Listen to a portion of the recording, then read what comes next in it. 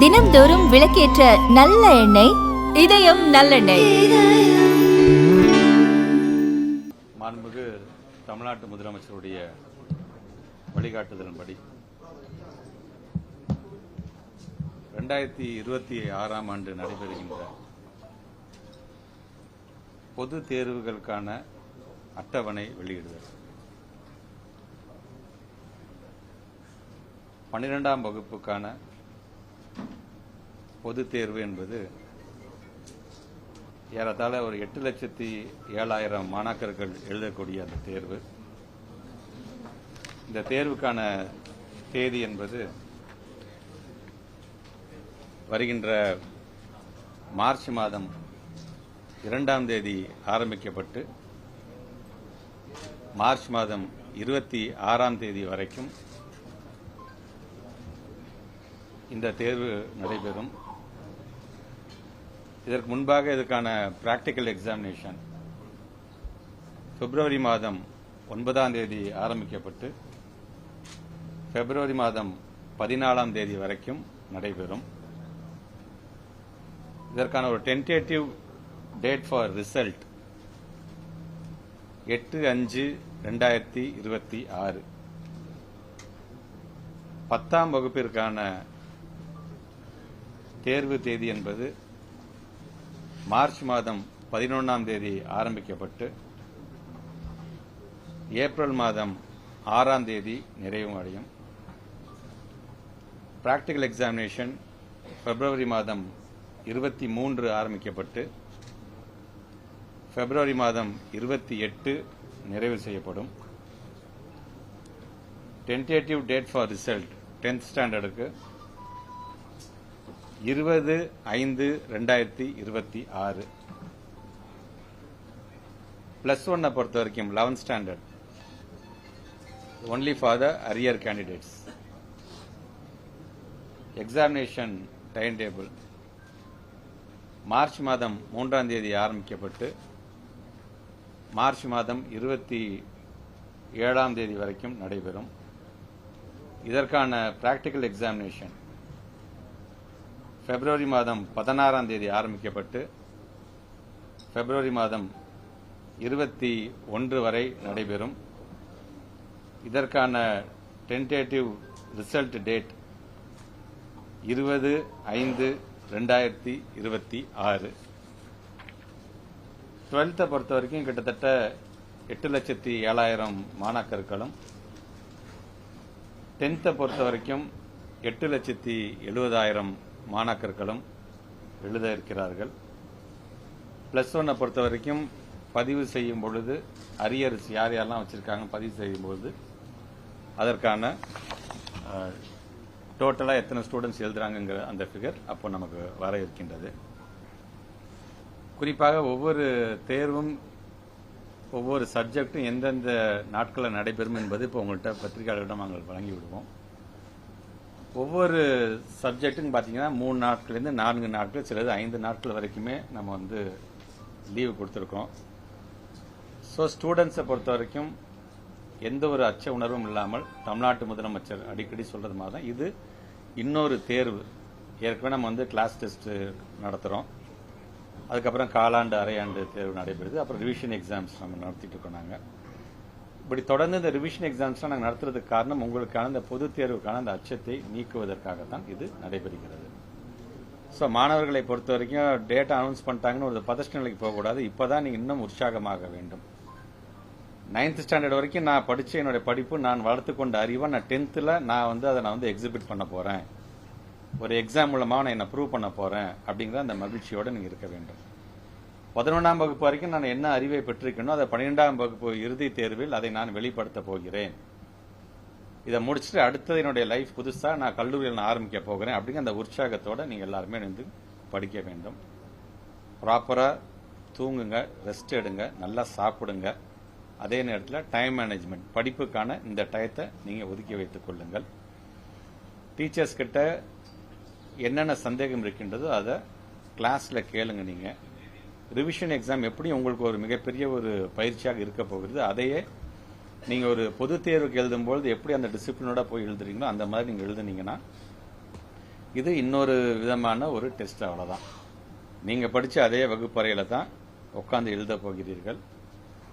ஆக அந்த விதத்தில் உங்களுடைய நண்பர்களோடு தான் அமர்ந்து நீங்கள் எழுத போகிறீர்கள். அந்த உற்சாகத்தோடு நீங்கள் ஒவ்வொருவரும் எழுத வேண்டும். கிட்டத்தட்ட ஒரு 3 மாசத்துல ஒரு 38 மாவட்டத்துக்கு இந்த ஸ்லாஷ் ரிப்போர்ட் சார்ந்து நான் பலதரப்பட்ட ஹெச்எம்ஸ் நான் சந்திச்சுட்டு வந்தேன். நான் ஏன்னா 2024 அப்படிதான் பொது தேர்வுக்கான தேதி அறிவிச்ச பிறகு கிட்டத்தட்ட ஒரு 8500 ஹெச்எம்ஸை வீடியோ கான்பரன்ஸ் மூலமாகவே சந்திச்சு அவங்களுக்குலாம் ஒரு உற்சாகத்தையும் ஊக்கத்தையும் கொடுத்ததுன்னு ஒரு காரணம், ஒரு ரிசல்ட் வந்து அவர் கொஞ்சம் மோட்டிவேட் பண்ணனால கொஞ்சம் நல்ல ரிசல்ட் கொடுத்துருக்காங்க. ஆனா இந்த முறை நேரடியாகவே அந்த ஸ்லாஷ்ல எங்கெல்லாம் டு பி இம்ப்ரூவ்டு பிளாக்ஸ் அதை சார்ந்திருக்கின்றது மட்டுமல்ல, பலதரப்பட்ட ஹெச்எம்சி வரும்போது அவங்களையும் நாங்கள் மோட்டிவேட் பண்ணிட்டு நான் வந்திருக்கேன். இந்த 3 மாசத்துல அதுக்கான ரிப்போர்ட்டையும் தமிழ்நாடு முதலமைச்சர் நான் வழங்கியிருக்கேன். ஆக்ஷன் பிளான் என்ன நாங்கள் எடுத்திருக்கிறோம் இதை இம்ப்ரூவ் பண்றதுக்கான. ஸோ இந்த முறை அந்த பொது தேர்வு முடிந்ததுக்கு பிறகு ரிசல்ட் இன்னும் அதிகப்படியாக அது கூடும், நல்ல ரிசல்ட்டை கொடுப்பார்கள் என்ற நம்பிக்கை இருக்கின்றது. இது மாணவர்களுக்கான தேர்வு மட்டுமல்ல, இது ஒரு அரசாங்கத்திற்கான ஒரு பள்ளிக்கல்வித்துறை அமைச்சராக எனக்குமான ஒரு தேர்வு தான். முறையாக திட்டத்தை கொண்டு போய் சேர்த்திருக்கணும் அப்படிங்கறத எனக்கான ஒரு தேர்வு தான். தொடர்ந்து இத்தனை ஆண்டு காலம் உங்களுக்கு பாடம் நடத்தி எங்களுடைய ஆசிரியர்களுக்கான ஒரு தேர்வு தான். ஆக இதில் மாணவர்கள் மட்டுமல்ல, நான் 3 பேருமே வெற்றி பெறுகின்ற அளவிற்கு நீங்கள் உங்களுடைய படிப்பில் கவனம் செலுத்துங்கள். சந்தேகம் எதுவாக இருந்தாலும் உடனடியாக நம்முடைய ஆசிரியர் பெருமக்களும் நீங்கள் அதை தெரிந்து கொள்ள வேண்டும் அப்படின்னு தான் என்னுடைய வாழ்த்துக்களாக நான் வைத்திருக்கின்றேன்.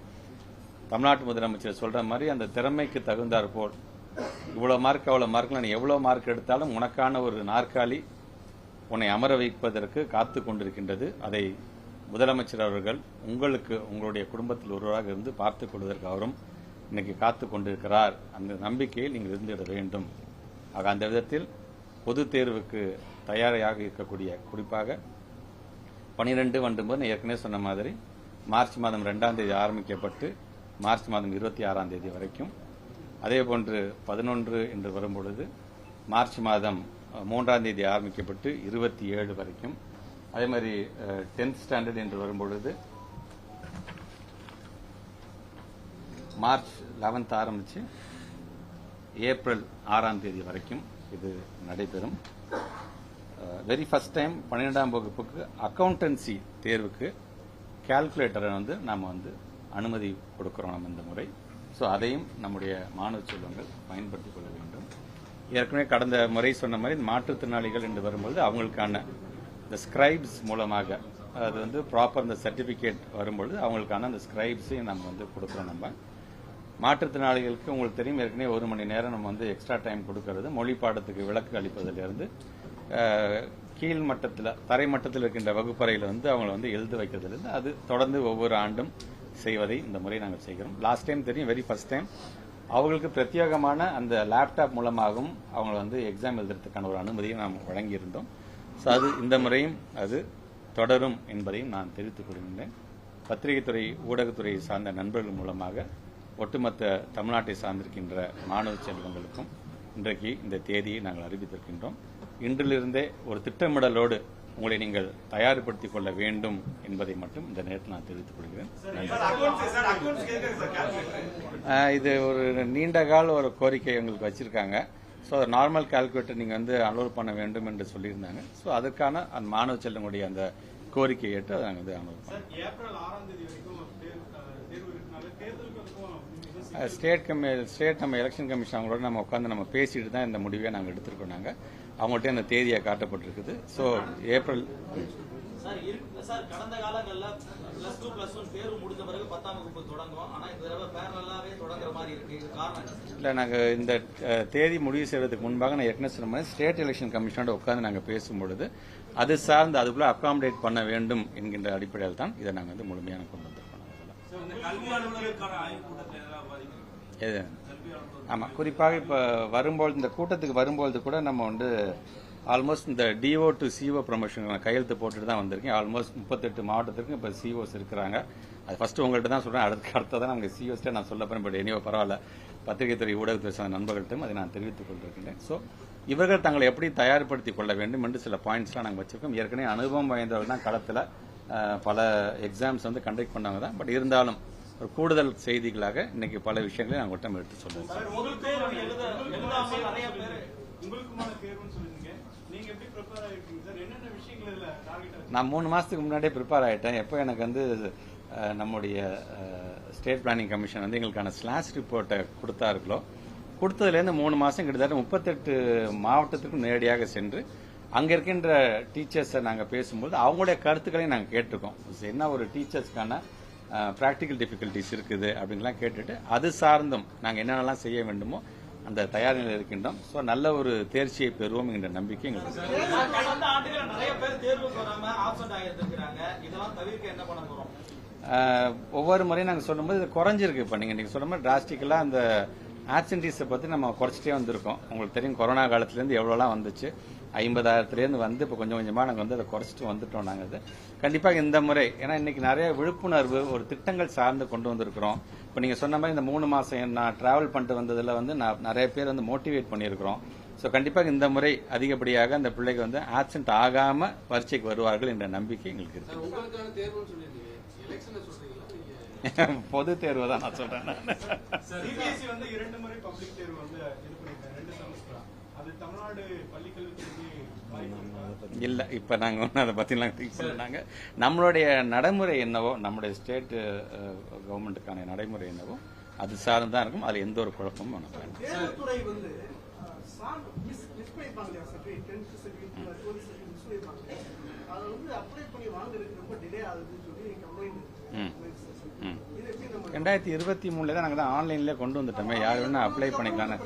என்னைக்கு உங்களோட ரிஜிஸ்ட்ரேஷன் நம்பரையும் தேர்வுக்கான தேதியை நீங்கள் ப்ராப்பராக நீங்கள் வந்து அதில் நீங்கள் பதிவு பண்ணுறீங்களோ ஆட்டோமேட்டிக்காக எல்லாத்துக்குமே வந்துடுது. இப்போ இவங்க பாருங்க இவங்க கொடுத்துருக்கிறதுலே பாருங்க மதிப்பெண் சான்றிதழ்கள் உண்மைத்தன்மை சான்றிதழ் வெளிப்படுத்துறதுக்கு 2021 இப்போ 2024 இது நாள் வரைக்கும் அப்ராக்சிமேட்டா ஒவ்வொரு வருஷமும் பாத்தீங்கன்னா 2,30,000 3,50,000 வரைக்கும் நம்ம வந்து கொடுத்திருக்கோம். இந்த ஆண்டு இது வரைக்குமே பாத்தீங்கன்னா 1,58,000 பேருக்கு வந்து அதுக்கான சான்றிதழ் கொடுத்திருக்கோம். டூப்ளிகேட் மார்க் ஷீட் 2021 2026 இது நாள் வரைக்கும் ஒவ்வொரு ஆண்டும் பாத்தீங்கன்னா 10,000 பேர் 11,000 பேர் கொடுத்திருக்கோம். இந்த ஆண்டு இது வரைக்குமே பாத்தீங்கன்னா 10,114 பேருக்கு நம்ம வந்து வழங்கியிருக்கோம். ஸோ நான் எங்களை பொறுத்த வரைக்கும் கொடுக்கக்கூடிய இன்புட் அதை ப்ராப்பரா கொடுத்தாங்கன்னா அவங்க ஆட்டோமேட்டிக்கா வரும். இதுல வந்து அலைய வைக்கிறதுக்கான அந்த தேவை இல்லை என்பதை இல்ல அதேதான் இல்ல எதுவுமே இல்ல. அது நம்மளோட ப்ராப்பரா நம்ம என்னவோ அதே தான் நம்ம கொண்டு போறோம். போன எக்ஸாம்லயே அது நிறைய இடங்கள்ல இருந்து தகவல்கள் ரிவ்யூ பண்ணி ப்ராப்பரா வந்து அந்த யாருக்கு தேவையோ அவங்க எல்லாம் நல்லா இருக்கிறவங்களா மிஸ்யூஸ் பண்றாங்க தகவல் வந்தது. அது செக்ரட்டரி சார் கூட நாங்க டீம் போலி செக் பண்ணுவோம்னு சொன்னாரு. இந்த முறை நம்ம எப்படி இது வந்து நீங்க சொல்ற மாதிரி தான் இதுக்கு ப்ராப்பரா வந்து அந்த மெடிக்கல் சர்டிபிகேட் ரிலேட்டடாக வரதை பொறுத்து தான் இந்த முறை நாங்கள் அனுமதிக்க போகிறோம். இப்போ நீங்க சொல்ற கருத்துக்களையும் நாங்கள் அதில் உள்வாங்கிக்கிறோம். ஆசிரியர்களுக்கு ரொம்ப சிரமமான காலம், குறிப்பா மக்கள் தொகை கணக்கெடுப்பு எடுக்கணும், SIR வேற சொல்லியிருக்காங்க. இது இல்லாம தேர்வு எப்படி நம்ம டீச்சர்ஸ் வந்து டீச்சர்ஸ் நான் சொன்ன மாதிரி தான் அவங்க ஒரு அனுபவம் வாய்ந்த டீச்சர்ஸ். அவங்க வந்து ஒவ்வொரு தேர்தல் வர்றதுக்கு முன்பும் இந்த புதுசாக ஒன்றும் யாரும் பணியில் ஈடுபடுத்தலை. இந்த முறையும் அந்த மாதிரி தான் செஞ்சிருக்கு. நாட் ஓன்லி டீச்சர்ஸ், இது பல்வேறு நம்முடைய கவர்மெண்ட் அஃபீஷியல்ஸ் சார்ந்தவங்களும் அதில் வந்து ஈடுபடுத்தியிருக்கிறோம் நாங்கள். ஸோ எங்களை பொறுத்த வரைக்கும் ஒரு திட்டமிடலோடு எங்களுடைய டீச்சர்ஸ் வந்து ஏற்கனவே அந்த வேலையை பார்த்தா அதெல்லாம் இப்போ நீங்கள் கொஞ்சம் டைம் கொடுத்தீங்கன்னா எங்களுடைய சிஓஸ் கிட்டையும் அதை நாங்கள் வந்து கண்டிப்பாக டிஸ்கஸ் பண்ணி அந்த டைம் மேனேஜ்மெண்ட் எப்படி பண்ணுவோங்கிறத நாங்கள் முடிவு பண்ணுவோம். எடுக்க அனுமதி நீங்க கொடுப்பீங்களா? எதுக்கு SIR ஒருவேளை அந்த பணிகள் தொடங்குனா தேர்தல் ஆணையம் தொடங்குது அப்படின்னா டீச்சர்ஸ்க்கு வந்து அந்த பணிகள் நீங்க அலோகேட் பண்ணுவீங்க? அலோகேட்ல இது ஜென்ரலா ஒவ்வொரு எலெக்ஷனுக்கு நடத்துறதுதான். புதுசா நாங்களா யாரையும் அவங்க திணிக்க போறதில்ல. But at the maximum other டிபார்ட்மெண்ட்ஸ்காரங்களுக்கு அதிக இதை கொடுத்துட்டு எங்க ஆளுங்களுக்கு எந்த அளவுக்கு ஒரு ரிலாக்ஸேஷன் கொடுக்கலாம் அப்படிங்கறத நாங்க சிந்திப்பாங்க. क्वेश्चन पेपर ஆன்சர் ஷீட்ஸ் வந்து பாதுகாப்பா வைக்கிறதுல சில நேரங்கள்ல குறைபாடு இருக்கிறதா தொடர்ந்து ஒரு எக்ஸாமுக்கும் தகவல்கள் வெளிவருது. இந்த ஆண்டு இந்த மாதிரி क्वेश्चन पेपर ஒவ்வொரு முறையும் பாதுகாப்பு தகுந்தாப்புல தான் நாங்கள் பண்றோம். உங்களுக்கே தெரியும் அந்த கஸ்டோடியன் பாயிண்ட்ல இருந்து எத்தனை போலீஸ் ஆஃபீஸர்ஸ் நிற்பாங்க. ஒரு இடத்துல கொஸ்டின் பேப்பர் ஒரு இடத்துக்கு போகும்போது எப்படி ஒரு பாதுகாப்பு ஒரு வண்டியில் நம்ம எடுத்துட்டு போறோம். கிட்டத்தட்ட ஒரு பேங்க்குக்கு நம்ம ஒரு பணத்தை எடுத்துட்டு போகும்போது என்ன பாதுகாப்பு கொடுக்கறோமோ அதை நம்ம கொடுத்துட்டு தான் இருக்கோம். அதையும் மீறி எங்கேயாச்சும் நடக்கும்போது அது உரிய கவனம் இதுக்கு முன்னாடி என்னென்ன நடந்திருக்கு இதுக்கு முன்பு அப்படிங்க பார்க்கும்போது அந்த பாயிண்ட்டுக்கு கூடுதல் கவனம் செலுத்த வேண்டியது நாங்கள் வந்து பார்த்து உறுதி செய்யணும்.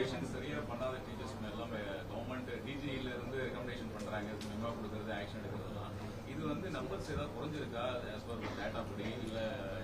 நான் டேட்டா நான் பார்த்துட்டு நான் சொல்கிறேன் சங்கர் பட் எங்களை பொறுத்த வரைக்கும் டீச்சர்ஸ் பொறுத்த வரைக்கும் உங்களுக்கே தெரியும் வேல்யூவேஷன் நம்ம வந்து பக்காவாக கொடுக்கறனால தான் இன்னைக்கு நமக்கு ஒரு தரமான மாணவர்கள் வந்து இன்னைக்கு வந்து கல்லூரியில் போய் சேர்க்குற அளவுக்கு நம்ம வந்து இப்போ கொண்டு வந்துட்டோம். ஸோ அங்கே அது காம்ப்ரமைஸ் ஆச்சுன்னா என்னால் இந்த அவுட்புட் என்னால் இந்த ப்ராடக்ட் எங்களால் உருவாக்கி இருக்கவே முடியாது. ஸோ எங்களுக்கு டீச்சர்ஸ் மேலே நம்பிக்கை இருக்குது. இப்படி இருந்தாலும் நீங்கள் சொல்கிறனால நாங்கள் இன்னும் கூடுதல் கவனம் அதை நாங்கள் எடுத்துக்கிறோம்.